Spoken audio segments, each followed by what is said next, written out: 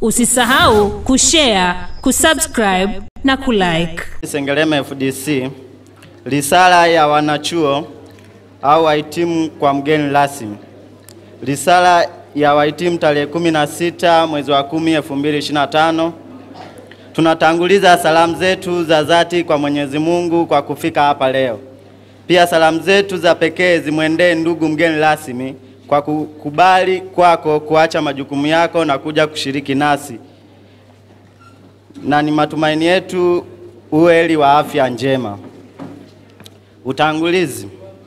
Ndugu mgeni rasmi, wahitimu tunaohitimu leo tulianza mafunzo yetu ya ufundi tarehe 20 mwezi wa 1 2024 hadi 2025 katika fani tofauti ambazo ni umeme wa majumbani tukiwa 101, umeme wa magari tukiwa 24, ufundi magari tukiwa 61, ungaji vyuma tukiwa 13, ushonaji tukiwa 17, ICT tukiwa 14, ufundi bomba tukiwa 36, ujenzi tukiwa na mwanafunzi mmoja. Na jumla ya idadi yetu katika fani zote za ufundi tulikuwa 267. Aidha, siku ya leo tuna wahitimu wa mafunzo ya malezi na makuzi na maendeleo ya mtoto na jumla yao wakiwa 18. Na elimu haina mwisho yani form 4 wakiwa 16. Hivyo kwa ujumla siku ya leo tunahitimu tukiwa jumla ya wahitimu 301. Mafanikio. Ndugu mgeni rasmi, katika kipindi chote tulichokuwepo hapa chuoni tumepata mafanikio yafuatayo. 1. Tumefanikiwa kupata mafunzo ya ufundi na ujuzi katika fani mbalimbali. 2. Kupata mafunzo kwa vitendo katika maeneo ya kazi au field practical. Tumefanikiwa kufika katika maeneo tofauti na kufanya ufundi kwa vitendo ndani na nje ya chuo kwa muda wa miezi 4 ndani ya miaka 2. 3. Kupata ufaulu mzuri katika mtihani ya kuendelea mwaka wa pili. 4. Kutokana na mafunzo tuliyopata, sasa tunao uwezo wa kujiajiri na kuajiriwa katika fani tofauti. 5. Pia chuo kimeweza kuwapatia mafunzo watoto wa kike waliokuwa wameacha masomo yao kwa sababu mbalimbali ili waweze kufikia ndoto zao. Changamoto. Ndugu mgeni rasmi, palipo na mafanikio hapakosi kuwa na changamoto.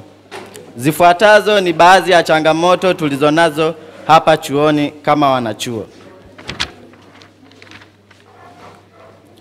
1. Upungufu wa mabweni ya wasichana na wavulana, hivyo kupelekea wanachuo au wanafunzi kukosa muda wa kusoma wakati wa usiku na baadhi yao kushawishika na makundi mabaya kama vile wizi, uvutaji wa bangi, uuni na kushindwa kuendelea na masomo.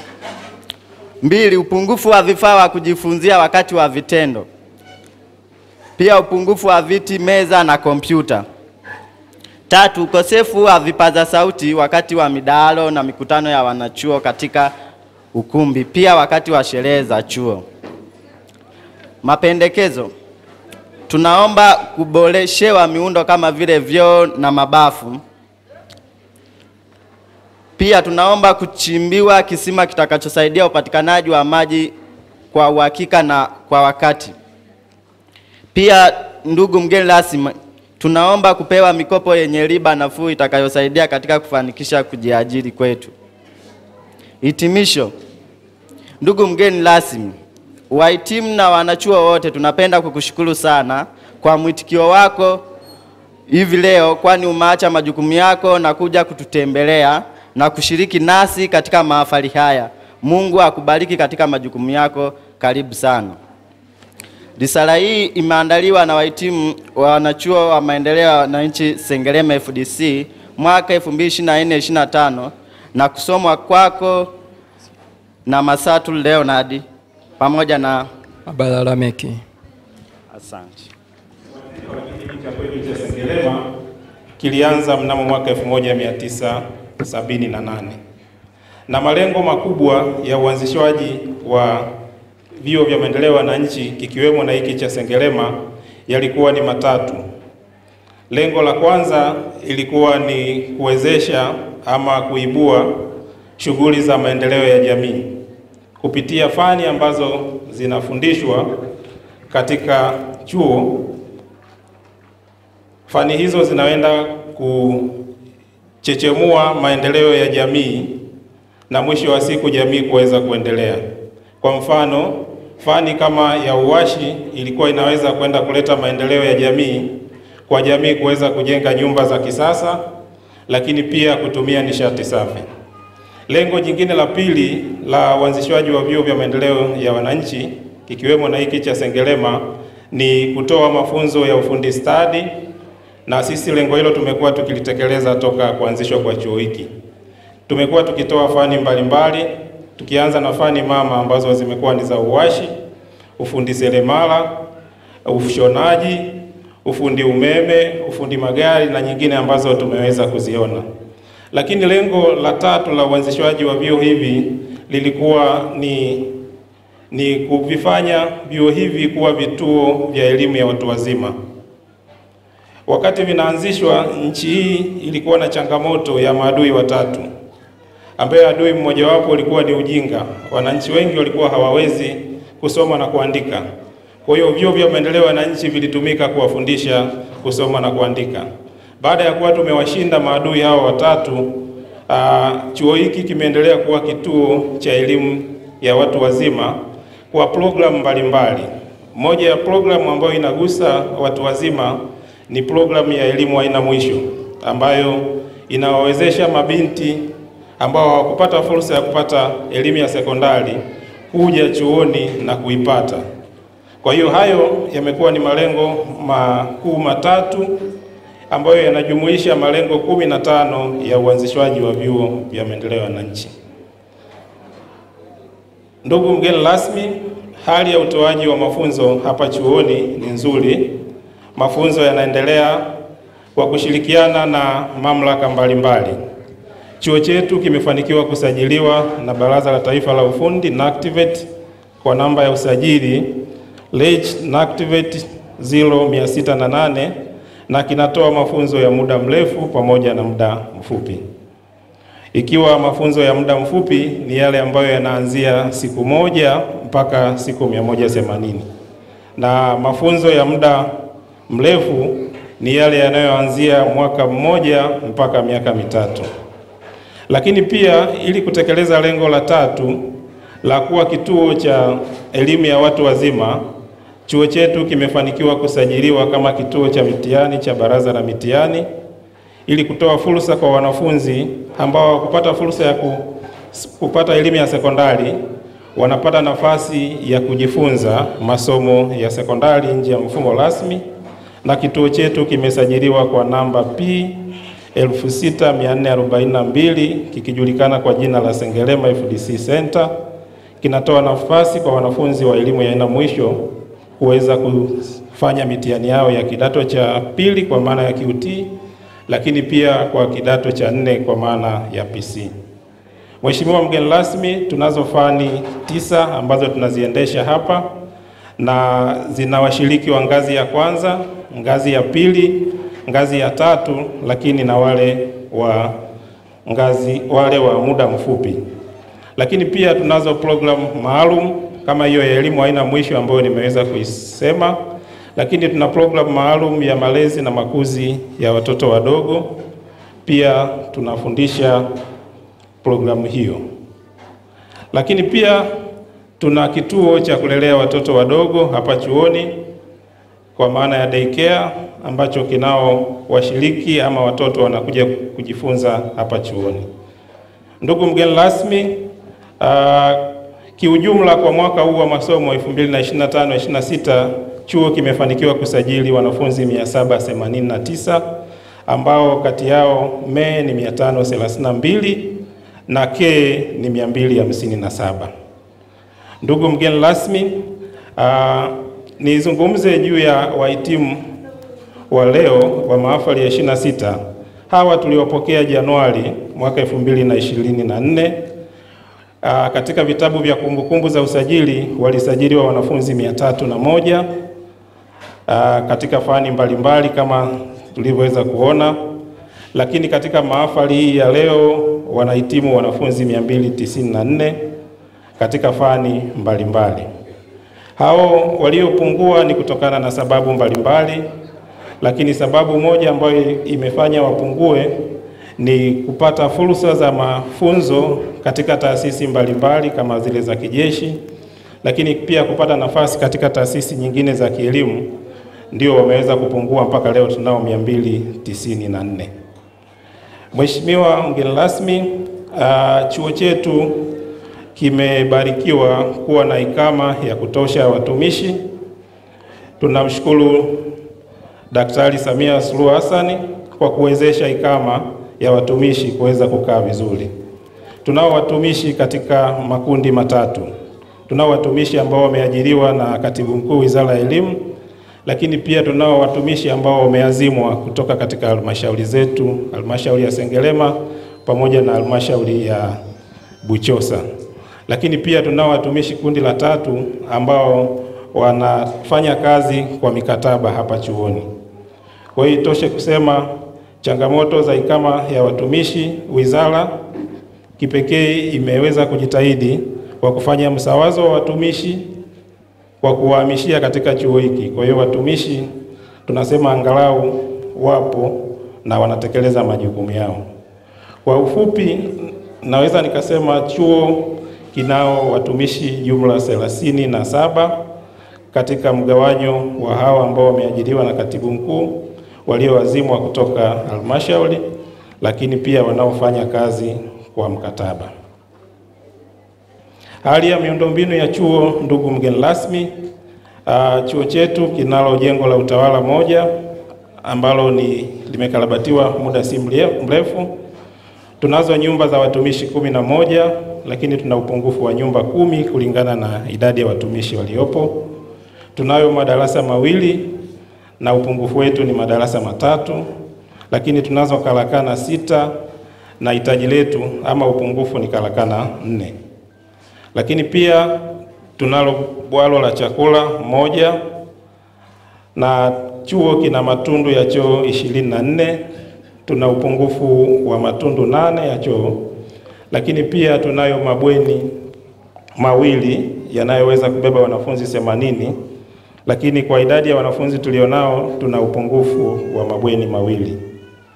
Tunayo maktaba 1 ambayo haijaanza kutumika, lakini inatumika kwa matumizi mengine.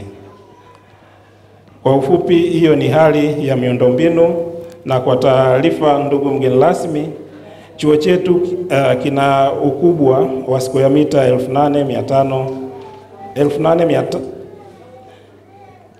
85,400 ambazo ni sawa na ekari 21.1, na eneo letu limepimwa na lina hati. Mafanikio, ndugu mgeni rasmi, chuo kimepata mafanikio yafuatayo.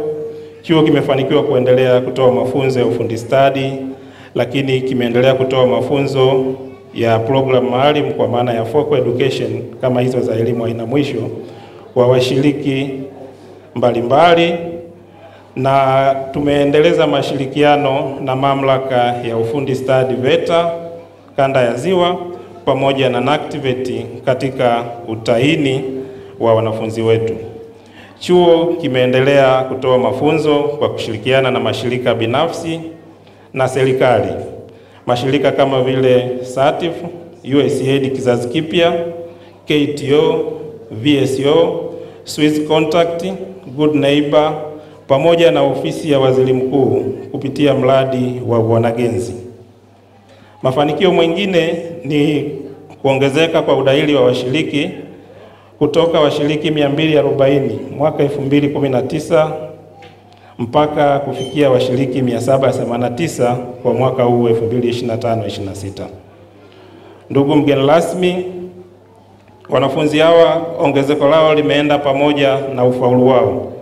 Ufaulu wa mitihani ya ngazi ya kwanza mpaka ya 3 pia umeongezeka. Kutoka mwaka 2019 ambapo wanafunzi 69 walisajiliwa, wanafunzi 63 walipata ufaulu wa ngazi stahiki kulingana na walizokuwa wanasoma. Lakini kwa wanafunzi waliosajiliwa mwaka jana kwa ngazi ya 137 na wanafunzi 132 walipata ufaulu wa VC2. Kwa hiyo Mheshimiwa mgeni rasmi, mafanikio makubwa tunayoyaona ni wanafunzi wetu kuweza kufaulu na kuhitimu katika ngazi ambazo wamekuwa wakiziomba ama wakizisoma. Mafanikio nyingine Mheshimiwa mgeni rasmi ni kuanzishwa kwa mradi wa kuuza bidhaa za ngozi hapa chuoni. Wakati tunatembea tulipita kwenye chumba kimoja, tumekuta uzalishaji wa viatu, safety boot, pamoja na viatu vya walinzi kwa maana ya security guard boots, lakini pia viatu vya shule kwa maana ya school shoes, la viatu vingine vya matumizi ya ofisini kwa maana ya office shoes. Chuo kimefanikiwa kuwa na mradi huo ambao tunaendelea nao kutekeleza, achilia mbali changamoto ambazo zipo za uendeshaji wa mradi huu. Ndugu mgeni rasmi, changamoto ambazo chuo zinakipitia ni upungufu wa watumishi mwega katika kada za upishi pamoja na ulinzi, lakini pia wakufunzi kwa upande wa fani ya ufundi magari, ufundi uwashi, umeme pamoja na umeme wa magari. Kukosekana kwa watumishi hao kunapelekea utendaji mgumu wa shughuli nzima za uendeshaji wa mafunzo. Changamoto nyingine ni upungufu wa vifaa vya kufundishia na kujifunzia kwa baadhi ya fani.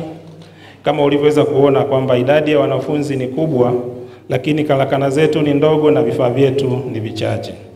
Tunaendelea kumshukuru Mheshimiwa Dr. Samia Suluhu Hassan kupitia mradi wa Uviko kwa vifaa vile ambavyo umeweza kuviona vimepokelewa na vinatumika katika mafunzo. Changamoto nyingine ni ukosefu wa mashine za kisasa kwa ajili ya mradi wetu wa kuzalisha bidhaa za ngozi ama viatu. Changamoto nyingine ambayo chuo kinakabiliwa ni ukosefu wa uzio wa chuo. Kwa hiyo maana yake hapa tulipo chuo chetu kinakuwa kina mwingiliano mkubwa sana na jamii. Wakati mwingine usalama unaweza ukawa ni changamoto. Ndugu mgeni rasmi, chuo kinayo mipango ambayo kimepanga kuitekeleza kulingana na muda na sera na miongozo tulionayo. Mpango wa kwanza ambao chuo tupo nao ni kuongeza ubora wa bidhaa za ngozi, kwa mfano viatu ambapo tumekuwa tunavizalisha. Tuna mpango wa kuongeza ubora wake kwa kuzalisha viatu vyenye ubora, lakini ili tuweze kuzalisha tunahitaji kuwa na mashine za kisasa ambazo zitaweza kusaidia upatikanaji wa bidhaa za ngozi zenye ubora. Mpango mwingine ni kutenga siku maalum ya maonyesho ya bidhaa mbalimbali ambazo zinapatikana chuoni. Siku ya leo, ndugu mgeni rasmi pamoja na wazazi, tumepata nafasi ya kuona bidhaa ama shughuli ambazo tunazifanya, lakini hii imekuwa ikifanyika kwenye mahafali tu. Kwa hiyo chuo kina mpango wa kutenga siku maalum ambayo tutakuwa tunaonyesha bidhaa zetu kwa wateja ili waweze kuziona na kuweza kuzitumia. Bidhaa zetu ni pamoja na mafunzo kama ulivyoweza kuona, kama vijana wale wa umeme waliokuwa wakionyesha zile saketi mbalimbali, basi zinatakiwa kutumika katika jamii. Lakini mpango mwingine ambao chuo tunao ni kuendelea kutunza mazingira ya chuo kwa kupanda miti katika maeneo yote ya wazi ya chuo, lakini pia kudumisha matumizi ya nishati safi, kwa mfano gesi pamoja na gesi ya asili. Mpango mwingine ambao chuo tunao ni kuanzisha kituo cha ubunifu wa teknolojia kwa maana ya innovation space kwa kushirikiana na jamii ili kukuza kazi za ubunifu ambazo zinafanyika chuoni. Mpango mwingine ni kuendelea kuwa kituo bora cha utoaji wa mafunzo ya ufundi stadi kwa ngazi ya wilaya, mkoa na kitaifa. Ndugu mgeni rasmi, kwa taarifa tu ya vyuo vya maendeleo ya wananchi, 54. Sengerema ni chuo kimojawapo ambacho kinafanya vizuri sana kimafunzo, lakini pia kimepokelewa vizuri na jamii, kwa maana ya washiriki, wazazi wanaleta watoto wao kuja kujifunza hapa.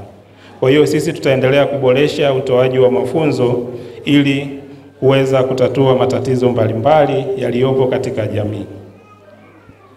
Ndugu mgeni rasmi, tunaendelea kuwasilisha maombi yetu ya kupatiwa watumishi wa kuajiriwa na serikali, hasa wakufunzi wa fani mbalimbali. Sababu fani kama ya ufundi magari ambayo inaendeshwa hapa haina mtumishi ambaye ameajiriwa na serikali. Fani ya umeme inaye mtumishi mmoja tu, lakini idadi ya wanafunzi ni kubwa.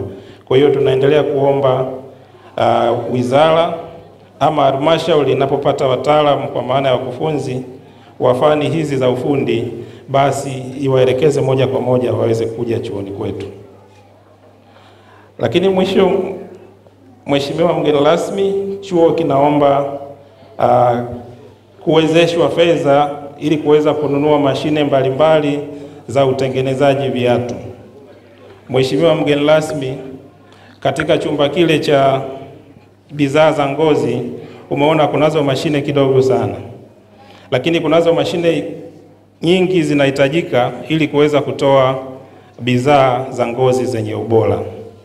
Kwa hiyo tunaomba kupitia mahafali hii, kupitia wewe mgeni rasmi, uweze angalau kutusaidia kutatua changamoto ya chumba chetu cha bidhaa za ngozi ili tuweze kuzalisha viatu vyenye ubora.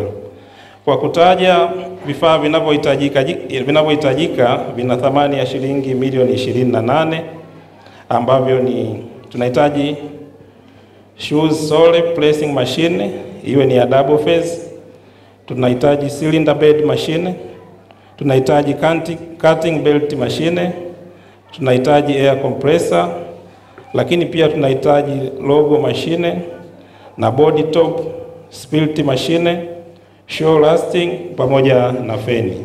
Vifaa hivi vinaweza vikawezesha bidhaa zetu za ngozi kutolewa katika ubora unaotakiwa na unaoendana na soko. Mashine hizi ambazo zimeweza kutajwa gharama yake ni shilingi milioni 28.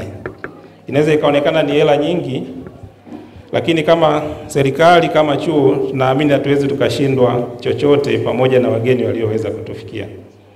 Kwa hiyo tulikuwa tunaomba kupitia mahafali hii pafanyike jambo lolote ambalo linaweza likatuwezesha angalau kupata vifaa kimoja ama vitatu katika hivyo ambavyo nimeweza kuvitaja, vikiwa na thamani ya shilingi milioni 28. Ndugu mgeni rasmi, nikiwa naelekea mwishoni kabisa, tunatambua kwamba mwaka huu ni mwaka wa uchaguzi. Hivyo nitumie nafasi hii kuwaomba wananchi wote tuliofika katika mahafali ya 26 ya Chuo cha Maendeleo ya Wananchi Sengerema, itakapofika tarehe 29 ya mwezi wa Oktoba 2025, ni siku ya uchaguzi, basi tujitokeze kwenda kutumia haki yetu ya kikatiba, kwa maana ya kwenda kupiga kura ama kupigiwa kura. Na uchaguzi mkuu wa Oktoba 2029 kunayo kauli mbiu inayosema kura yako haki yako, jitokeze kupiga kura. Naomba kuwasilisha. Naona kama tumepoa sana. Vibe bado halijatosha kumhamisha mgeni rasmi. Narudia tena, mahafali ya 26 safi. Ndugu mgeni rasmi, kama nilipopewa nafasi hii ni kukukaribisha wewe ili uweze kuzungumza na wahitimu pamoja na wazazi walioweza kutufikia hapa siku hii ya leo. Lakini kabla sija kukaribisha, naomba nitumie nafasi hii kukutambulisha. Mgeni wetu anaitwa ndugu Kasbet Midala, ni katibu tawala wa wilaya yetu ya Sengerema. Makofi mengi kwake. Basi bila kupoteza muda kabisa, naomba nisimamishe ili uweze kuzungumza na hadhira hii. Karibu sana. Tusimame kwa kukaribisha kirasmi, tusimame. Ukiona jirani yako anamwambia atakuwa leo siku ya furaha, tusimame kwa wote.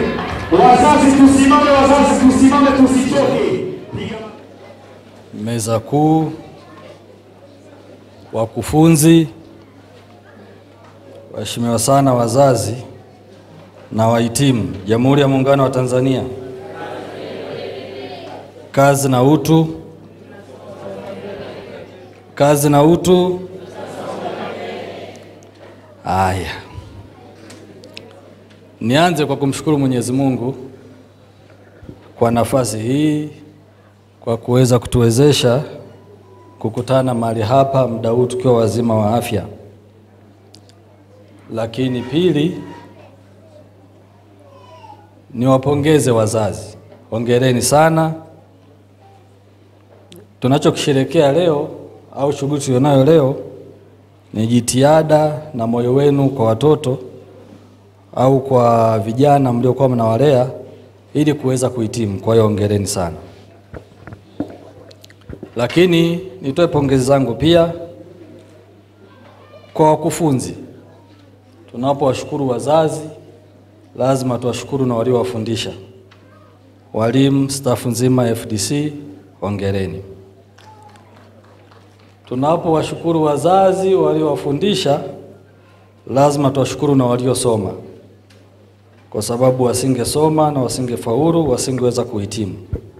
Kwa hiyo na kwenu wanafunzi na raia wema wa baadaye, hongereni sana kwa kuhakikisha siku ya leo inafanikia katika maisha yenu. Tumesikia risala, tumesikia taarifa ya mkuu wa chuo. Zote zina mafanikio, zote zina changamoto, zote zina maoni na mapendekezo. Ni kawaida. Kwenye kila jambo lazima kutakuwa kuna mafanikio, lazima kutakuwa na changamoto, na ndio maana tupo. Kwa hiyo tuweze tukasema itafika siku utakuwa na risala isiyo na changamoto unless tumekufa. As long as we live, changamoto zitakuwepo, lakini tupo kuhakikisha tunazipatia majibu. Kwa hiyo hilo tumelipokea na tutaitolea ufafanuzi baadaye. Sasa leo tuko hapa kwa ajili ya ndo kuhitimu. Tuko na wanafunzi ambao ni wanachuo, lakini tuko na wazazi.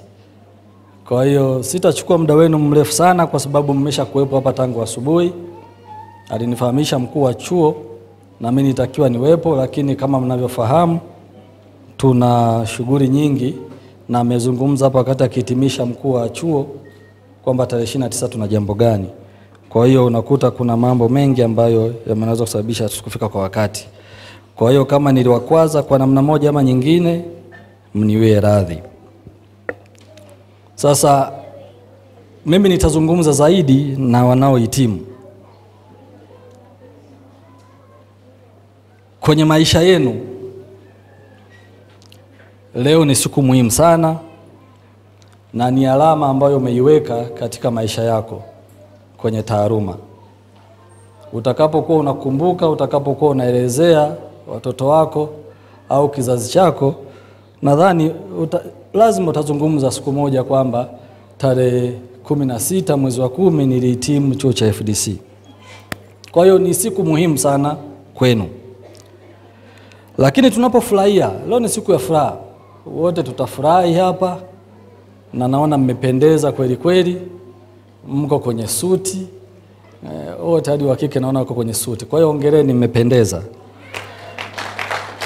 Na ninajua baada ya hapa kutakuwa na mapilau, masoda na manini somewhere, si ndio labda kwenye familia kama sio hapa shuleni.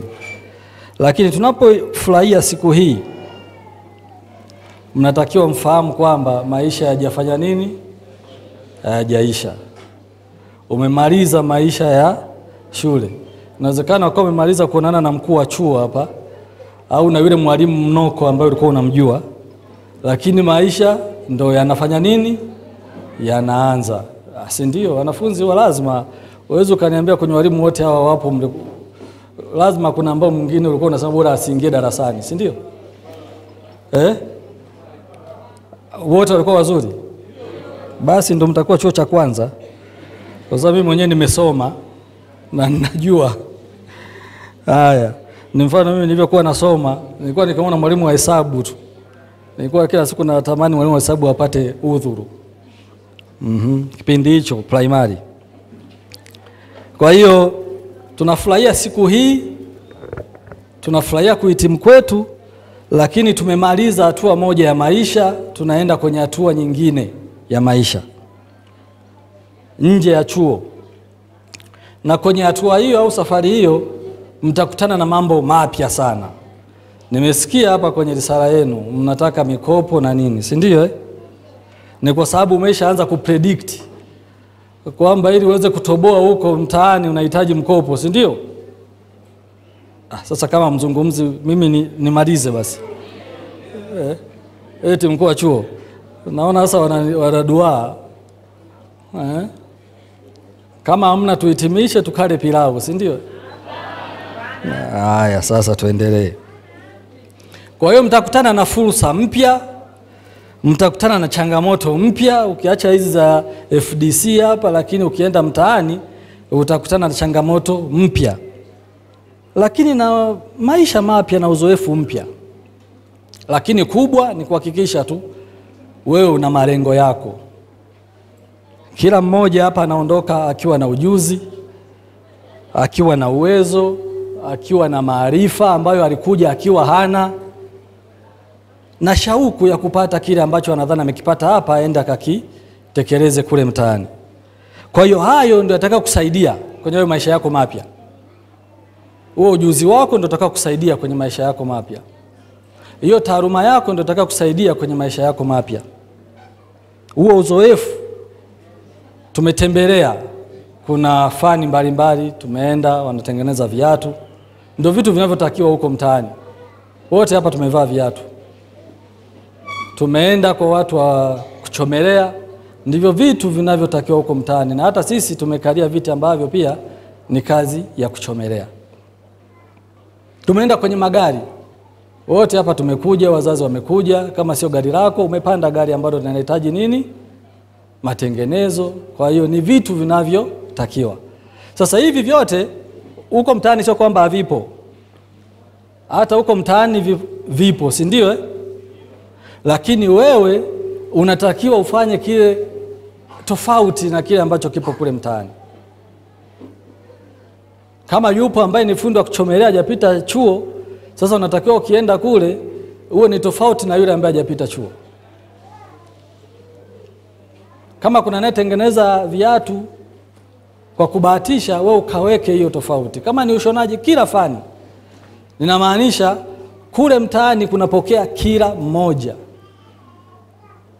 Ila ni wewe unajiposition vipi ndio itaamua sasa utoboe au uone bora urudi tena chuo. Si ndio? Kwa hiyo naamini, mimi ni imani yangu na ninawaamini na ninavyowaona kwa maelezo mliokuwa mnatoa, naamini mtaenda kupambana na mtaweza.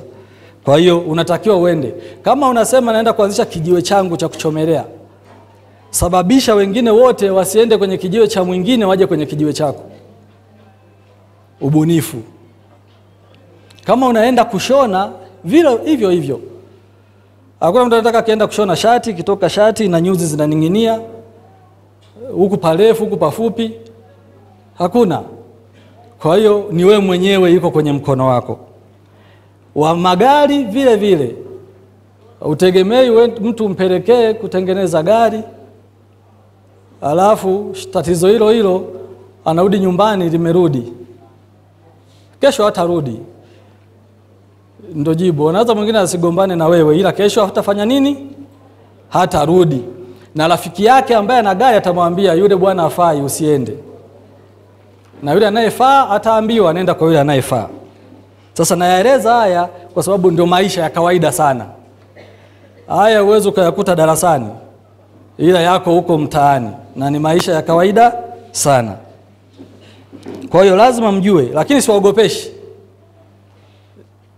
maneno yangu yasiwaogopeshe. Nataka ni maneno ambayo yawatie nguvu na kujiandaa kwa kile mnachokiendea, kwa sababu taaluma mnayo. Leo tutakaa hapa, sawa, mnahitimu, tutapeana cheti, kila mmoja atapokea cheti kwa kadiri ya daraja alilolipata, si ndio? Si ndio? Na cheti ni ushahidi, ni ushahidi tu kwamba huyu bwana, huyu bibi alihitimu FDC mwaka fulani kwa namba hiyo na majina yake ni hayo. Lakini cheti peke yake, kama nilivyosema hapo mwanzo, akikupi kazi, kinaweza kikawa ni mchakato tu wa kukupa kazi. Lakini ndio maana watu wanaitwa kwenye interview. Mnafahamu interview? Au usaili? Wanaitwa wote hapa mliohitimu, au watu 20 wanaitwa kwa nafasi hii moja. Kila mmoja ataenda na cheti chake. Lakini kwenye hao wote unaweza kukuta wanachukuliwa wawili. Ni kwa sababu gani? Ni kwa sababu cheti peke yake akikupi kazi moja kwa moja. Kuna vitu vingine utaulizwa. Nidhamu yako, kujielezea kwako, utakavyoenda siku ya interview ndio vitakavyochangia wewe kupata hiyo kazi. Unaweza kufika siku ya interview, badala ya kusalimia unaona pale kuna wazee, wewe wote unawapa mambo. Unaona? Au kuna mabibi na mabwana, wewe wote unaita mabwana. Ni mambo mengi. Sasa hiyo utakuwa na cheti chako na utalalamika kwamba mbona nina cheti na mimi, kwanza nafasi ni chache utaambiwa, lakini vivyo utaambiwa ulishindwa interview kwa sababu inaangalia vitu vingi. Umeenda baada ya kuvaa nadhifu. Usisahau kushare, kusubscribe na kulike.